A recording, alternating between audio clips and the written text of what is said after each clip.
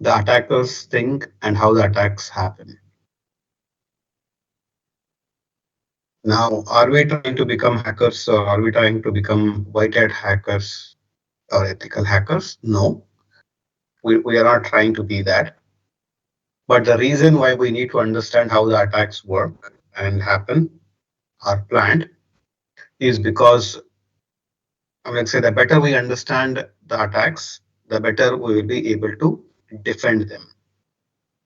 So, irrespective of whether you are getting into a blue team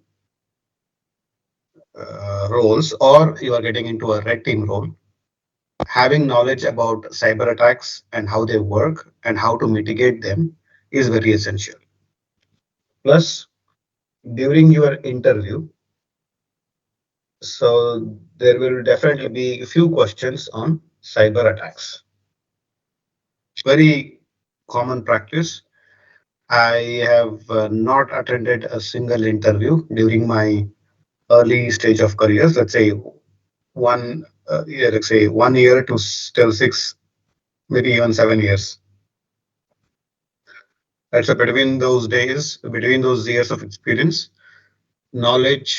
questions on attacks, cyber attacks is very common. So we will dwell a little bit into that. And this also answers the question as to why we spent so many days into learning different security technologies and why are we even putting them in the first place. Right. So, and we only touched upon few of the technologies. There might be now more than 100 different cyber security technologies that companies are using. I mean, let's say like antivirus, host IPS, firewall, FIM, application control, device control, encryption, right? So multi-factor authentication. So firewall, IPS, email gateway, web gateway, WAF, like this, there might be more than 100. So why are we developing so many applications to secure our network and machines? So today we'll talk about the other side of the story. Now there are two ways to do this. One way is basically I can walk you through the different attacks one by one, which will be a little boring. So what have done instead is basically I have converted that into a story. So we will walk through a story through which we will learn few attacks and to understand all the attack types.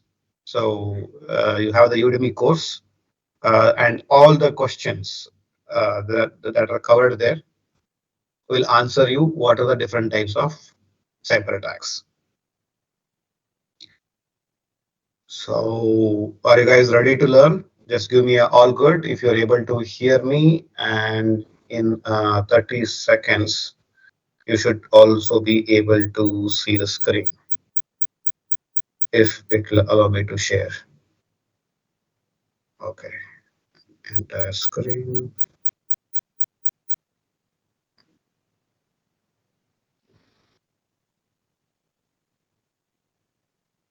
Okay, you should be able to see the screen as well. All right. So how does attacks actually happen? So all these technologies that we are learning, why are we putting them and how do they work? I mean, we have seen how they work, but so why do we put them in the first place? So we look at the different phases of attack. Yes, let's say if there are any attacks, if there is any major attack. Again, lot of us, when we think about cyber attacks, we might be thinking about attacks on consumers. They are also called as cyber attacks, but they, let's say they are pretty straightforward. And for example, somebody is clicked on a link and they lost money, or somebody read out an OTP for somebody and they got hold of their accounts. So these are all consumer attacks happening on one individual. Okay, and more often than not, it is basically because of lack of awareness. Right, so somebody will be calling you that way your delivery has been missed, and in order to get the refund or let's say or update the address, you have to do so and so, and then as a process, you will get an OTP, right? So all these things. I mean, let's say these days, even educated people also get compromised, guys, right? So this happened to, let's say, one of my close associate as well. Even he's a technical guy. He works on cloud technologies, not in cybersecurity, but cloud technologies. But if he's working on cloud technologies, he should be aware about cyber attacks or cyber crimes that happen these days. So he actually gave the OTP to add his card for Apple Wallet, right? So luckily he was smart enough, right? So let's say, and he immediately realized that something is wrong and he blocked the card. Good for him. Nothing wrong happened. But these days, it's very easy that anybody can get, let's say, hacked. But anyways, we are not talking about those kind of cyber crimes today. We'll be talking about the attacks that are happening on enterprise or the companies.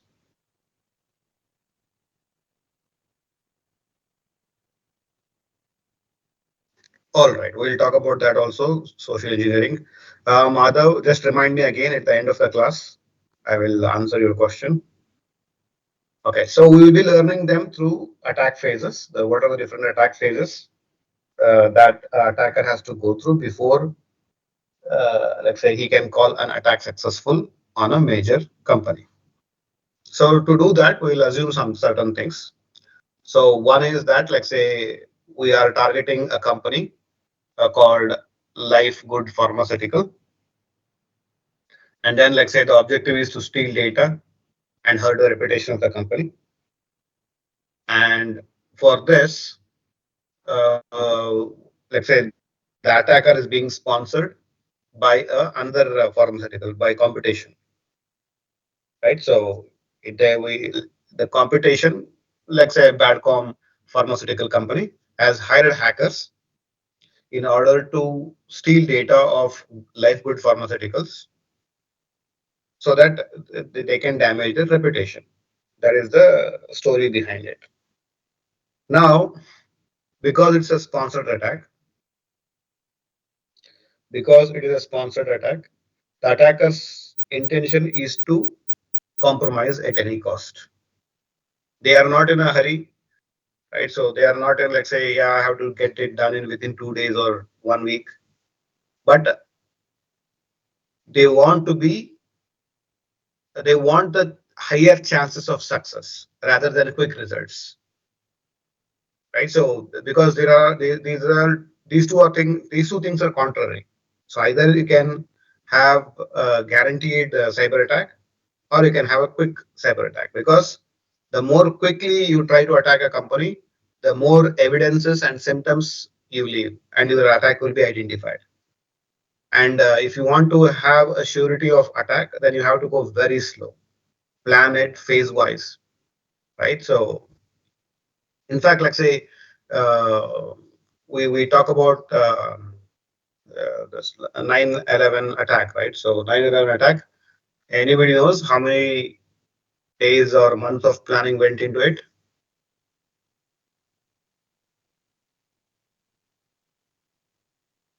How many days of planning went into 9/11 attack?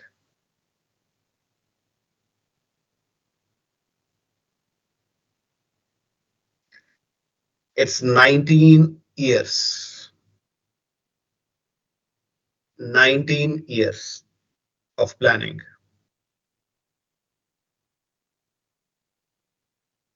You see how, let's say, of course, it's a very difficult task to pull, right? So carrying weapons and, let's say, bombs and everything on plane. So they have to have their men, they have to get people inside let's say, airport jobs. So it was a very elaborate plan, right? So, and finally, unfortunately for the world, they succeeded. So when you plan things slowly and go slowly without tipping off any things, or let's say showing the symptoms, So the chances of the attack getting executed are high. So and we call this such kind of attacks in cyber world as APTs, advanced persistent threat. The word key things, right? Two. One is advanced because the attacker has advanced skills. Persistent because the attacker is persistent to hack you. He's not trying to hack you. He's not like say, okay, fine, let me hack this company. If it is too difficult, let me go and attack the next company. That is not how it works. Because if you see here in this case, the example that we're taking, we are being hired. I mean, as in, if we are we are wearing the hat of the attacker today, we are being hired to attack life good pharmaceutical only. I cannot go back and say, like, say, no, I could not, let's say, hack life good pharmaceutical. I have hacked some other pharmaceutical company and go and tell the Badcom pharmaceutical. They don't want that. They want life with pharmaceutical to be compromised. So I have to be persistent on that particular company only. So advanced because of the skills of the attacker, and persistent because he will definitely attack, and threat. So in fact, a lot of companies are today worried about advanced persistent threat. What if somebody is actually targeting them? Right. So with all these assumptions, let's get into it. So we have seen this diagram, right? So we have arrived at this diagram through our IPS, firewall, we have installed antivirus, other things. So we'll make some assumptions that there is a zero-day attack and everything, because otherwise you'll ask me questions, what was firewall doing there? What was antivirus doing there? We'll make some assumptions along the way. I will tell you the assumptions, what it is. But yeah, how will the attacker get to know about all these things? How will the attacker get to know how the company is structured and all? So we'll start to learn that. So first of all, the attacker whenever he targets on a specific target, or whenever he is fixated on a specific target, first of all he has to learn about the target, right? So that's the let's say, what is that, war common practice, right? If you want to, let's say, know your enemy so that you can attack them at their weak spots. So we have to learn about the targets. So we can get some information without doing much of the efforts. Like we can check their website, and you don't, let's say, any minute details can be helpful later on. Any minute details can become helpful later on. So they will try to gather as much information as possible, including who are the key people in the company, who are the employees of the company, what is their helpline number, what is their helpline email address, right? So all of these, where are they located? So which suppliers they work with? What is the latest news about the company? So all these things we can check from the website. Understand who is who in the company. So we can use LinkedIn. We can use the company website to identify the people. So who is the CEO? Let's say CFO, CIO, COO. So all these key people, and maybe I can go to LinkedIn and identify different people working in that company. Look at their news announcements and financial statements. Public companies, it is mandatory for them to share their financial statements at the end of every year. So, and then let's say every company has some place in their website where they announce the latest news, and they can use it. Let's say in one of the companies that I was working with, we did a phishing simulation attack, right? So phishing simulation. Oh my God, tongue twister. Phishing simulation is basically a way of, let's say, sending phishing emails to our employees, okay, and testing how many people will actually fall for it. That's a phishing simulation. I think if you are working in companies, you might have got it. So if you report it as phishing, we will send back an email. Congratulations, you have identified phishing email correctly. So otherwise, if you fail and if you click on the link, or if you provide an email address, or if you download the attachment, they will ask you to take the course of phishing again. So that is the phishing simulation. In one of the companies, what we did was we used the company was going public, and they had a lot of companies, a lot of employees had ESOPs, the employee stock option. Before the company went public, some companies will provide shares, right, to their employees. We had that option in that company. And what we did was when the announcement was made, official announcement was made that we are going public, we used that news in order to send emails to our employees. Phishing simulation. It's for our internal employees only. It comes from a third party portal, right? So from outside the company's network. And when the phishing email comes, the way we tackled the thing is basically we told because congratulations, let's say we have done a hard work and we have achieved a major milestone where we are going public next month. And in order to, let's say, value your contribution, so all the employees who have ESOPs, please verify it by checking your details here. We added a lot of names, let's say, and data to that email from wherever we could get from the internet, right? So, and then there was a link where they could click and go to a page to check their ESOP thing. But however, before that, we used to ask the credentials, so their office credentials. And if they enter that, that means they have already fallen. Even not even enter, just if they click on that, click the link. So these phishing simulation trackers will have all these options to track how many people have actually clicked, how many people have actually entered the username and password, so all these things. So out of 170 emails that we sent, we had 96 people actually falling for it. Earlier, we had done simulations, let's say where around out of 100 people, maybe 5, 6 people will fall prey to it. But this time, let's say more than 50% actually clicked on the link because it was so convincing. You see how people can actually be helpful.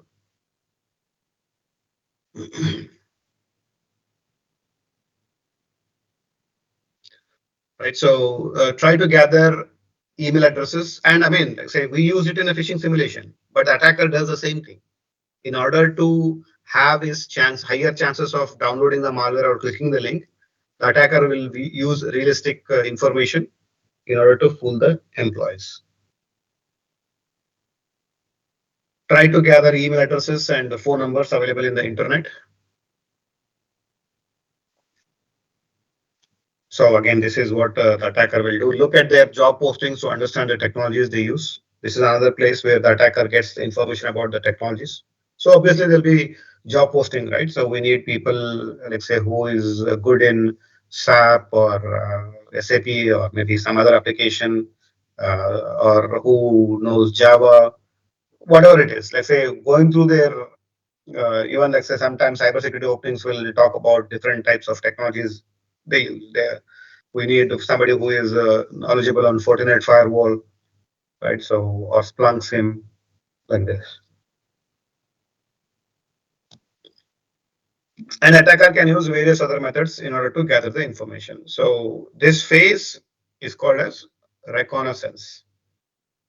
Reconnaissance. Right? So reconnaissance is basically a phase where the attacker learns about the target. And the more information he has, the better attack he'll be able to devise. Next. So we'll identify as an attacker, we will identify a couple of people. One, there is Victor, who is a front desk operator in the company. And then there is Sheldon, who is an IT expert. Now, there are two ways to think about, let's say, using these people's weaknesses to compromise the network. In one way, if I think about compromising Victor, it's very easy to target. It's very easy to target, but I'll not have much access. Even if I compromise his computer, I'll not be able to do much with his computer. Whereas compromising Sheldon, who is an IT expert, will give me a high level of access, but it is not easy to target because he is computer aware, cyber aware. So he might recognize the attacks and it will be able to stop it. So here, if you notice, Our we want higher chances of guarantee that the attack will happen. So we will target Victor at this point in time, right? So we'll go slow. We don't want high access right now. Now, how do we target Victor? So we will learn more about Victor. We'll go through his facts about his life. So where did he study, college, vehicle number, date of birth. It's a lot of these things. We'll be able to study, gather the information because you never know what information will be helpful there. For example, you want to get a person out of a building. If you want to get a person out of the building, all you need to know is their car number. So let's say take the car number and go inside, let's say shout in the building that let's say who is the owner of this car, so and so plate number. So it's blocking the way. You have to come and remove it. Right. So see simple information and the attack. Let's say the attackers can use it in any possible ways. Right. So we'll talk about will the attacker will gather information about his family, likes and dislikes. We can get to know about a lot of about a person's personality and what he likes, what he dislikes through scrolling through their social media. So political inclination, right? So which party he supports. So sports he follows and the teams he supports. So all this information will be easily available in the internet, right? So now with all this information, we will have a lady, a social engineer. We call this as social engineering. Social engineering is basically hacking without technology, hacking without the use of technology. For example, yeah, let's say the only thing that is stopping between me and a laptop, somebody else's laptop in my office, is their password. The laptops will be lying around in the company, right? So nobody will keep on carrying the laptops with them everywhere they go. When they go to restroom and they go to lunch and all, let's say they leave the laptop on their desk. So the only thing stopping between, let's say, me from accessing my colleague's laptop is the username and password. Right. So now I can use two techniques. One, I can use a brute force method. I can use sophisticated tools to crack the password, wherein there'll be multiple attempts and we'll keep on trying till the password matches. That is one way. Or the second way is basically I can ask my colleague to give out the password in a smart way. Right. So that is without any technologies. I can befriend this colleague. I can be a nice friend. I can like say create some kind of sense of urgency or something like that and ask the password. And urgency works a great deal, guys. In a lot of attacks, especially social engineering attacks, urgency is the key factor. Right. So anyways, let's say, and then let's say we also know that Victor is a guy, he's a bachelor, he is not married, so he might be interested in seeing women. So, considering all these factors, we will ask a social engineer woman to go and meet Victor, and she can strike a really good conversation with Victor and be friend with him very easily because we know all his likes and dislikes. It can, let's say, people feel that right instant connection. So we can make it happen with Victor because we know everything about him already. So and after that, like say this lady will through the conversation when they become good friends. After like say 1 hour into their conversation, they'll say that I'm new to the town and I'm looking for a job. Right. So and obviously Victor is very happy to give his email address to this lady. Again, finding Victor's email was not a big deal. We could have easily found out, but we want Victor. It's coming Victor. Okay, we want Victor to make sure that like say, when we send the email, he opens it. Now you see there is a connection established. So that means he knows that, like say, he's expecting an email with the CV attachment from this lady. So when we send the email with malware, the possibility of him downloading and opening that file is very high. So all this effort, we're basically doing that honeycombing. It's exactly, it's called honeycombing. So now let's say for Victor, sorry, for the hacker, he doesn't know anything about the infrastructure as of today.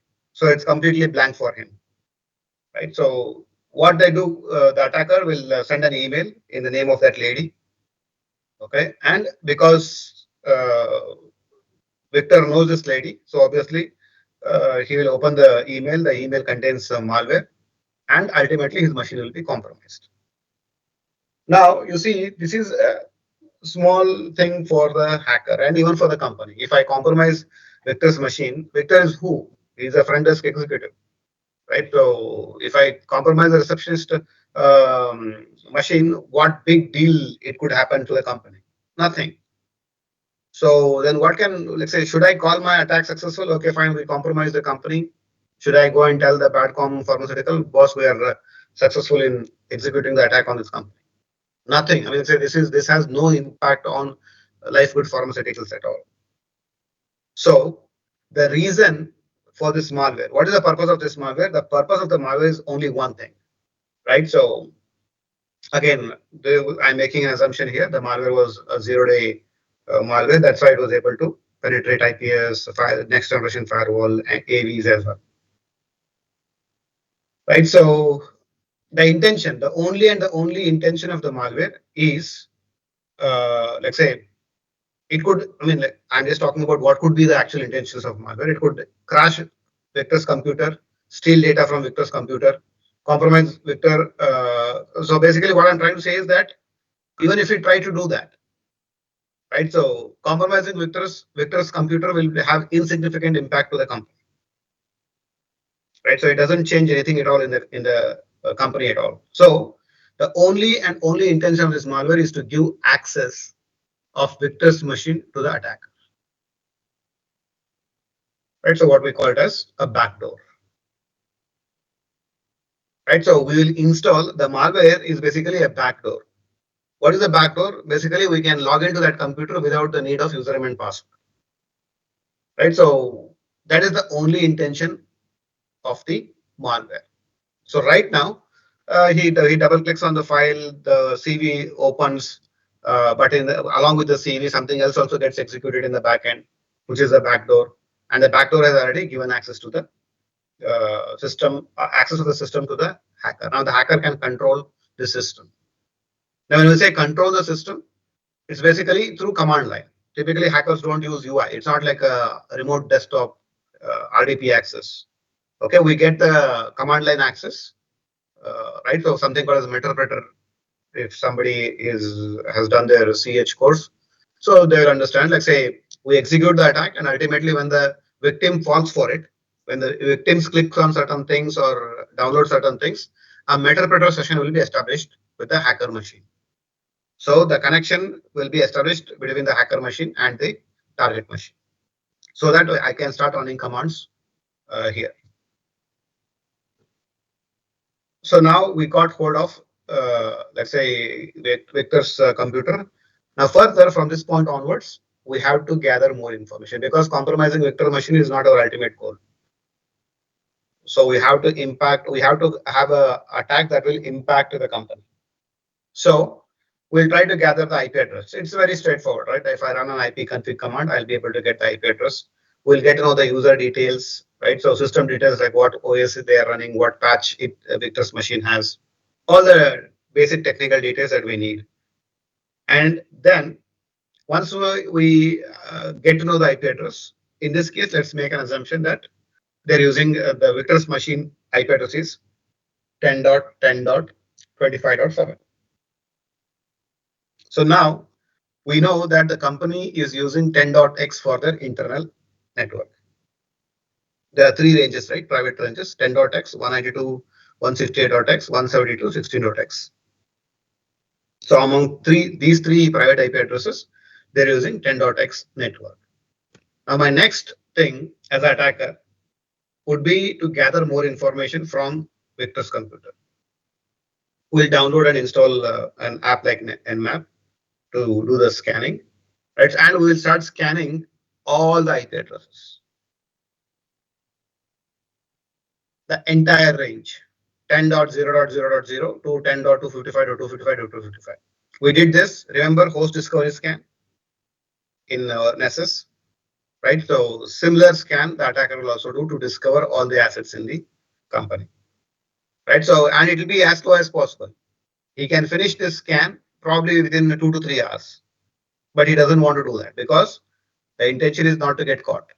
He has to be in stealth mode as long as possible. So he'll write a script in such a way that the scanning it'll only scan 10 systems and then wait for 1 minute. Scan another 10 systems, wait for 1 minute. Like this, it will keep on doing. Maybe after 2 or 3 or 4 weeks, we'll be able to run the scan for all the IPs. Right. So now, out of these range 10,000 to 10 to 55 to 55 to 55, there are 16.7 million IP addresses. Once we ping all of them, we'll realize that only 600 machines respond back. 600 machines respond back, which means that there are 600 computers in the network. But we still don't know what is what. We still don't know what is what. But we just know that there are 600 IP addresses that are active in the company. Now you see how the attacker is slowly gaining the knowledge about the company's infrastructure. Furthermore, he will start scanning some these 600 IP addresses only. See, earlier he has to scan for 16 million IP addresses. Now that he knows there are 600 machines, he only have to target these 600 IP addresses. So this time what he will do is, for these 600 machines, he will try to do a ping at random intervals, at very odd times of the day. For example, 6 o'clock in the morning, maybe 3 o'clock in the morning, 11 p.m., 11 at night. Right. So at random times, we start pinging these computers. And what the attacker will realize is that out of 600 machines, 80 machines will always respond to the ping, no matter what time we ping them. So what does that mean? There are 80 computers, irrespective of whether I ping them at 6 o'clock in the morning or 11 p.m. So they will always respond back. Servers, exactly. So good enough. So it tells that out of the 600 machines, 80 machines are servers. So there are around 80 servers. Now you see, compromising end user machines is not a big deal. Server has the important information, sensitive information. So we always have to target the servers. Now the next target, let's say the next thing for the attacker is basically what are the servers, right? So what are these servers? So in order to do that, he will do a port scanning. All this time he was actually doing IP scan. Now he is doing port scan to identify the services running on these servers. So he will get to know that 10.10.2.5 is the port number 389 is open. What does that mean? Port number 389 is open on 10.10.2.5. What is port number 389?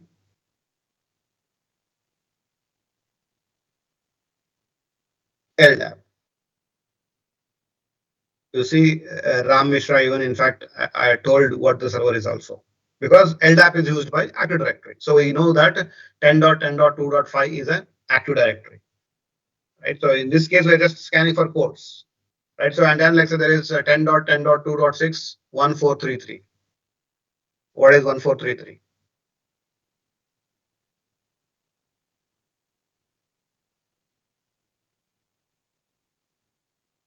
Come on, database people. SQL, MS SQL. That's correct. Microsoft SQL database. Right. So similarly, there is an IP 10.10.2.75 which responds on 443, which means that it is a web application server. So then there is a 10.10.2.130 which responds on 22, which means that it is a Linux server. So like this, we'll slowly try to establish what server runs what kind of services. Right. So and after running this for another maybe 2 to 3 weeks, we'll get and we'll be able to arrive at some this information. That means we still don't know everything, but we know that there is one Active Directory, we know that there is one DHCP, then DNS, there's a database, there's a file server, there's an email server. So we'll slowly start establishing this kind of network. The attacker will know, okay, fine, this is how the network is architected. Now, so among all these things, the attacker will think, okay, fine, DB sounds like a important target. We can either go after Active Directory to compromise the user accounts, or we can go with database. Again, whatever his attack vector is, he will choose that server. Maybe he wants to use email to do business email compromise, right? So, but in this case, we'll assume that he wants to target database. So far, good. Following the story.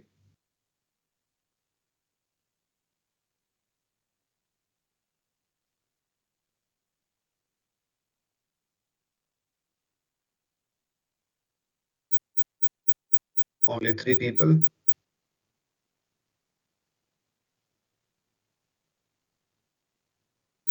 All right.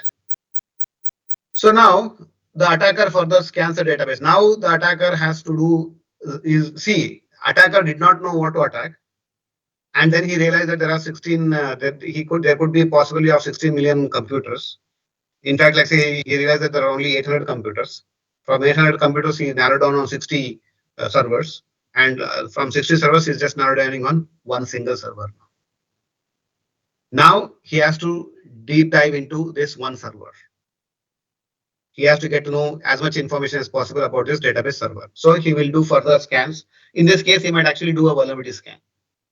He might actually use application like Nessus to do the vulnerability scan, right? So, and he'll identify that the company, let's say again, we are making an assumption that company is using MS SQL 2016 Service Pack 1. Okay, and the latest version is MS SQL 2016 Service Pack 3. That means the company is behind it 3 or 4 versions. Older software they are using, older database they are behind with 2 patches. So the company has not applied to patch number 2 and patch service pack number 2 and service pack number 3.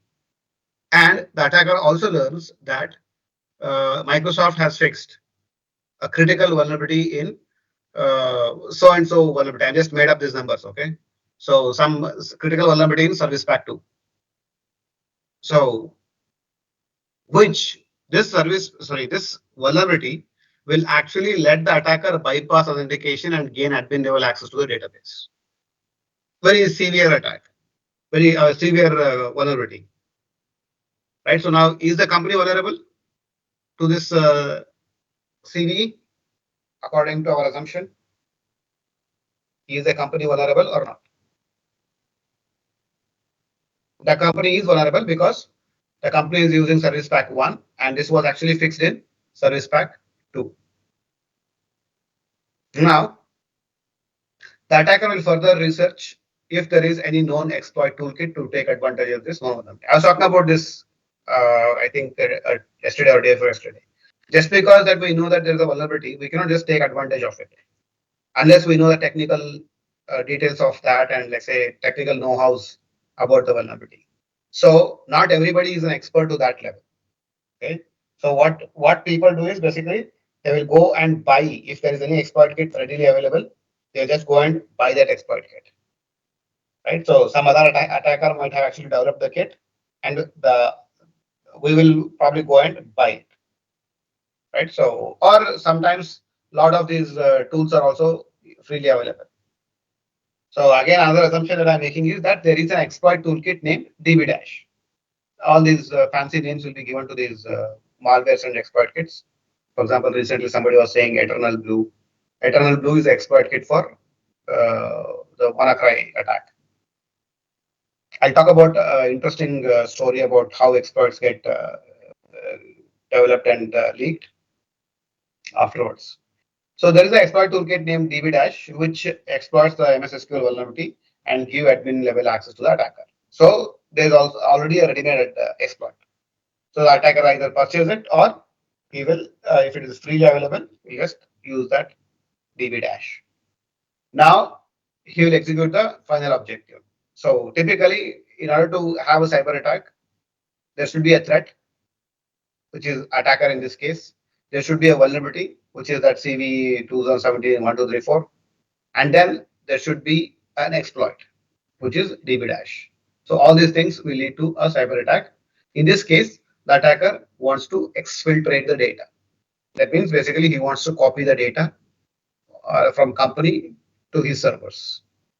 So, and he will continue doing that. Obviously, he's going to be very slow about it. He's not going to be quick so that he will not alarm anybody inside the company. So he'll be as slow as possible. Maybe over a period of maybe 2 weeks or 1 month period, he'll be able to copy all the sensitive information from the database. You know what is the worst part about all this so far? The worst part is that the company might not even know that they have been compromised. Exactly. The company might not even know that they have been compromised. And if you are thinking that, Anand, I think this is like say one-off case like this, no. I would probably say around 80% of the attacks go unnoticed immediately. They will only realize it. In fact, if you read the attack story, if you read whenever somebody says, like says one company got attacked and everything, the attack will be published now. Okay, so for example, okay, XYZ company got compromised and customer data was stolen. And if you read the details of the articles, it will say some symptoms were observed in the March of 2024, and when the company started investigating, right? So the attacker actually gained the access, let's say in September 2023, through a business email compromise, right? So on an average, companies you this is the old data. The statistics might have changed now. Companies used to take 205 days to realize that they have been compromised. Okay, I'm not talking about stopping the attack. I'm talking about even knowing that there is a cyber attack happening in their network. Again, this is an average number. There are companies where the attack has gone unnoticed for years. This happened with Apple network only. One hacker in Australia actually was in Apple's network, Apple's company's network, remotely, of course, not as in going in person.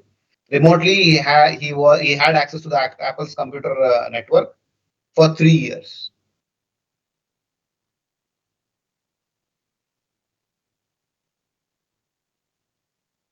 So post attack, what will the lifeboat pharmaceutical continue to operate and function as if nothing has happened because the company is unaware of the attack, right? So what the attacker can delete the data in the database and ask for ransom to give the copy that he has. So because he has taken the copy now, he can just go ahead and drop that database, right? So and then ask for the company, okay, fine, if you want the backup, I have it, give me money. Or else he can just be smart enough to sell the information on the dark web. So which can further be used to launch attacks on the companies by other attackers.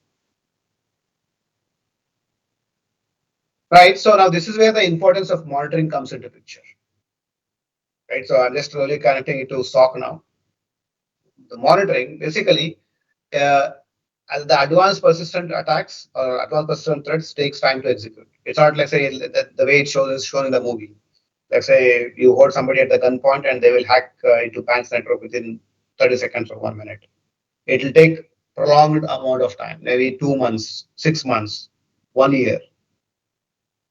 And which is the good news for us defenders. For defending, it's a good news. So within that, let's say 2 months period, I'll be able to catch the hack and stop it. Right. So if you place the right detection mechanism, we'll be able to catch the attack. For example, in this case, we could have identified when the scanning was happening. When Victor's machine started scanning all the other computers, we could have observed that behavior and flagged it. And then we could have identified the malware and delete the backdoor. Or when it is doing the port scan, or when there was a data exfiltration happening, or when Victor's machine actually connecting to database. Why should Victor's machine connect to database? He doesn't even have the authority. So if there were some things that we can continuously monitor and detect these kind of behaviors, it was not an attack, it was a behavior, and that the behaviors will tell that there is something wrong. And when we investigate deeper, we'll get to know that there is actually a cyber attack happening in our company.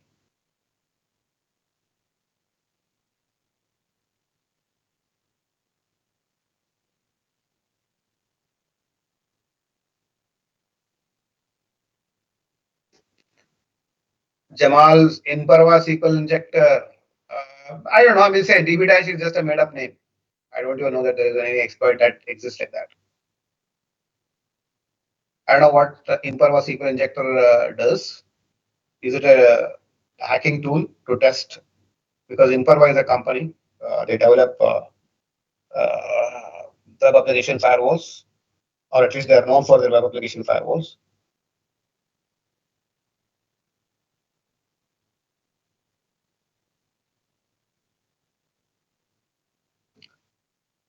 Sure, Ravindra.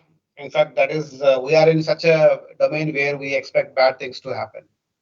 We are also like lawyers or police officers or doctors. Doctors want people to get sick. Let's say lawyers want people to get into trouble, and cybersecurity experts or cybersecurity professionals wants more attacks to happen.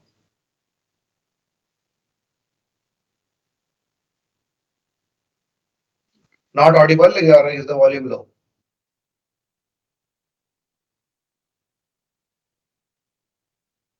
There are enough already. There are definitely enough attacks that are happening, right? So it's just that the attack should be a major headline attack. Only when there's a major headline attack, the industry will wake up. So in that sense, there will be probably, like say, thousands of attacks happening every day. I'm just being very conservative in telling the number thousand. Okay, so but not every attack will make a headline. So if there is a big headline vulnerability, sorry, headline attacks, such kind of attacks will kind of change the course of the industry.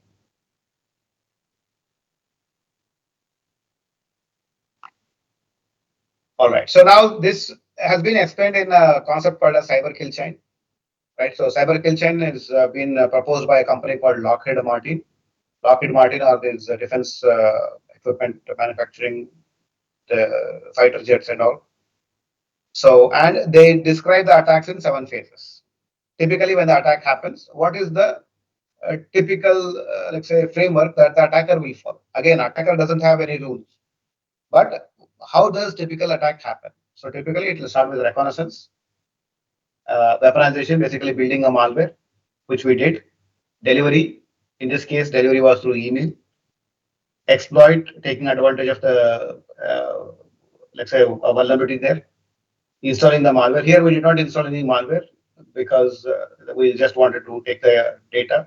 So we connected to the CNC. CNC is the attacker's machine, command and control. So we took the data by connecting to the CNC. And finally, again, data exfiltration was our ultimate action. So again, not everything will happen in the same way. Not every step has to be followed by the attacker. But cyber kill chain, let's say, kind of at a very high level, tells you how the attack typically flows in a company. Yes, Kirti, we can definitely set alarms in detection.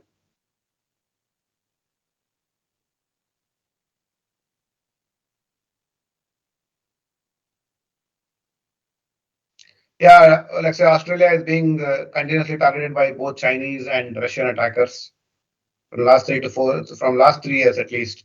Since COVID, we know that there are several attacks on Australia, government entities, big, large enterprises. In fact, Australia has pledged $1 billion Australian dollars in order to improve the cybersecurity stance of the country.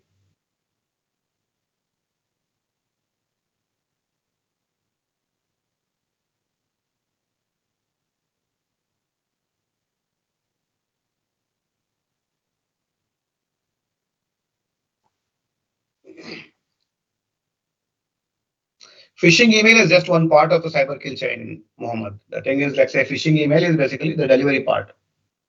So before that only, we'll do a lot of things. We'll study the attacker. In this case, when we studied Victor, about Victor, so that is reconnaissance.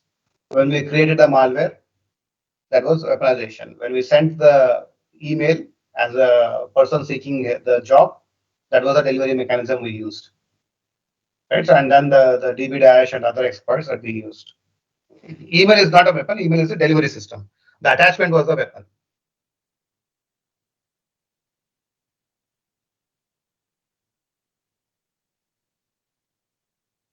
Yeah, this is the attacker's story, right? So this is the attacker's story.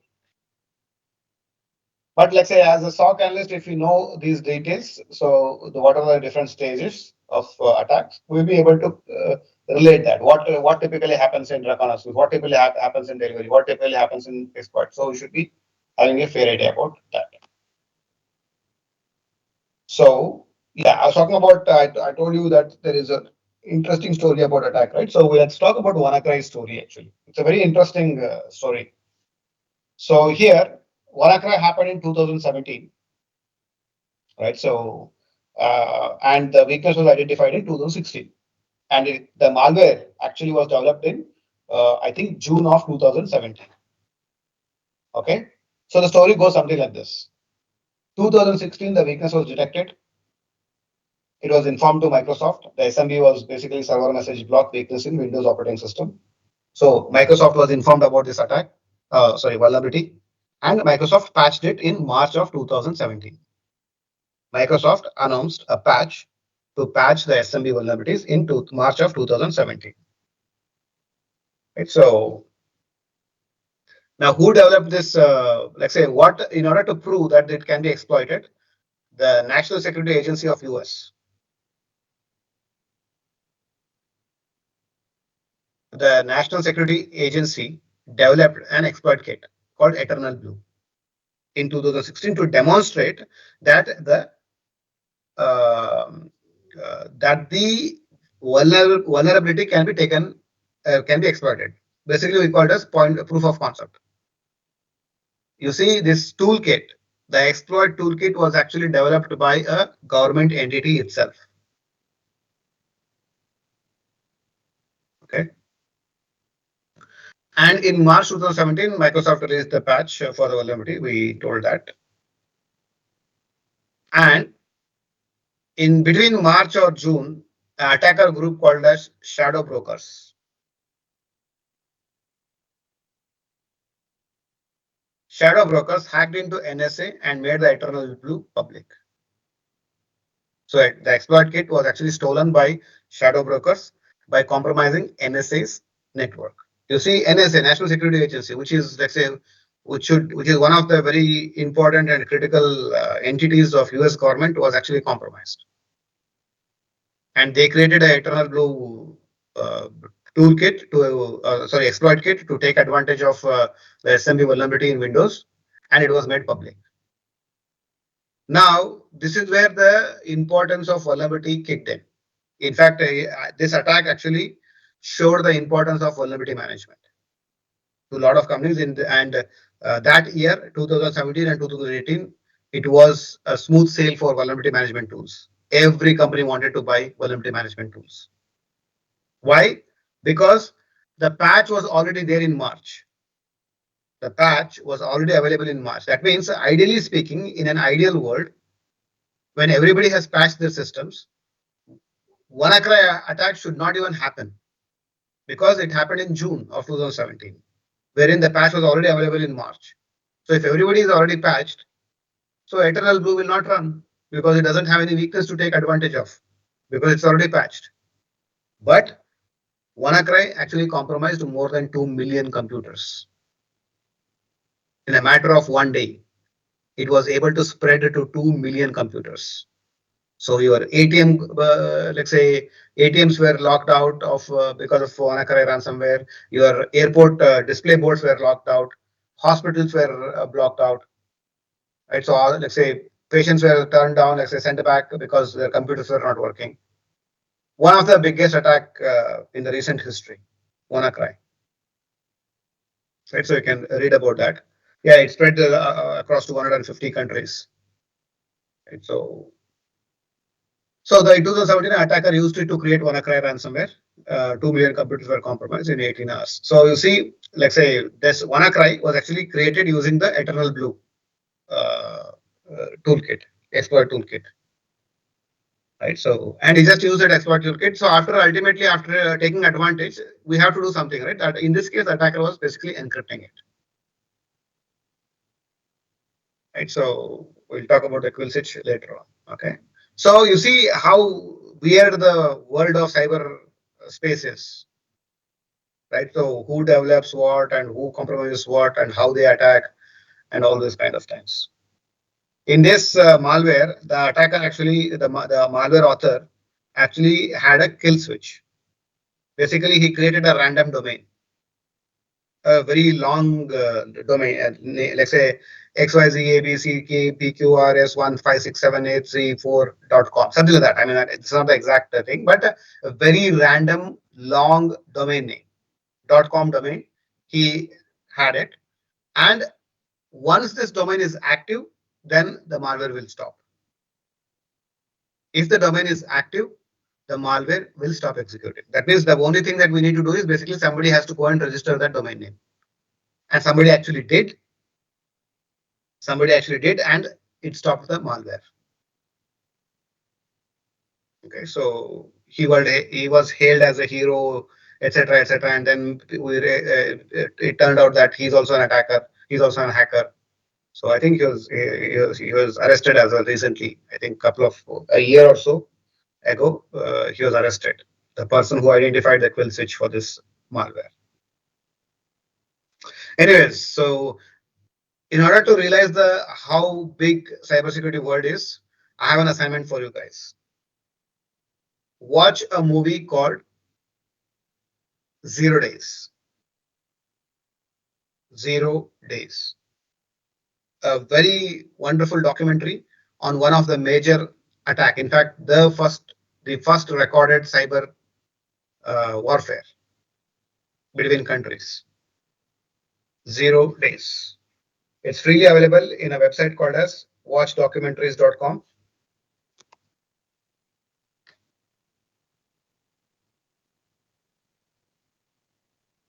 It's high quality print as well.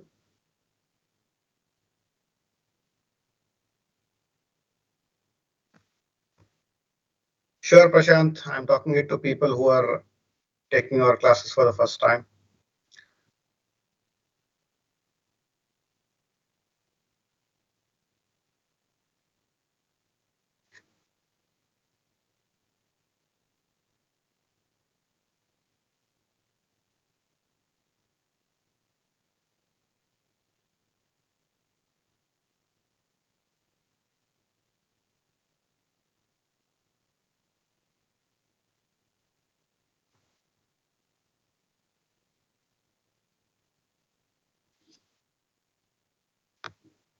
And then corresponding to this, in order to make sure that, let's say, you understand the movie properly, especially the technical details, I have a list of questions also that I need to answer after watching the movie. If you can figure out the answers, you will know that you have understood the movie in the right way.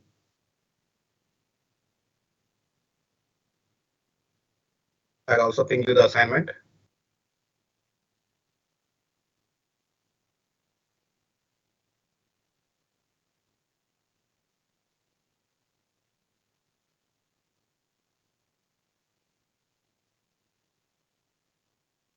No, no, no. I don't have that. If you log into your Magic portals, people who have access, do you see anywhere 0 day in the drop down, assignment drop down? Okay, I can find it. I have it somewhere, I know that. I'll try to find it and send it across to you guys.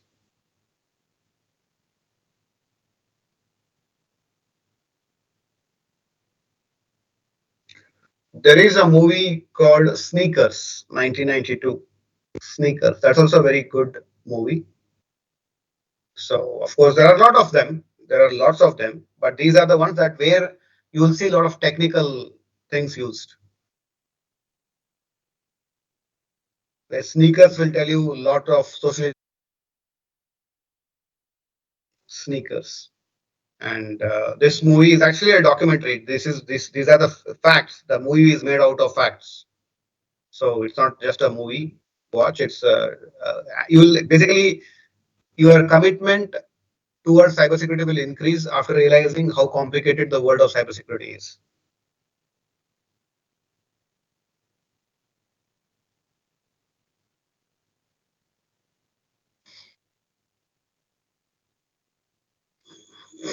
No, somebody asked me about the interview questions, Udemy. So I'll give it on 15th, guys. Okay. So somebody asked about the link, right? Uh, for the Udemy course. I can give it on 15th because there is a limit on number of coupons that you can create. There's a limit on number of coupons we can create on Udemy per month. So we'll just be doing it monthly. We have only three options. So I'll be doing it on 15th. So people who did not had a chance to buy the Udemy course, please wait for a couple of more days. I will share you the link, but probably by Monday or Tuesday, I will share it in the group, and it will only be active for 5 days. I think I failed to mention that the coupon will only be active for 5 days. It's again not my settings; it is the Udemy settings.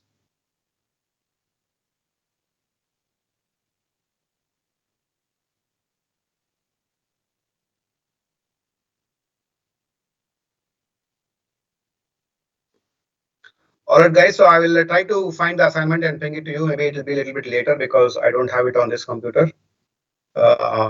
Please start watching the movie. I'm pretty sure your conviction towards cybersecurity will definitely increase. Okay, so that's it from my side today, guys. Tomorrow there won't be any class. I have a early morning appointment with some customer. Here, let's say in Dubai, we start some companies, some government entities, especially in summer, we start working at 7 o'clock in the morning. So I have to leave little early. Monday onwards, we will start classes regarding SOC. It will be either me or it will be Surya who will be taking the class. So we have still not yet decided. We will decide. Somebody will take over the either he will take over or I will continue the class as it is.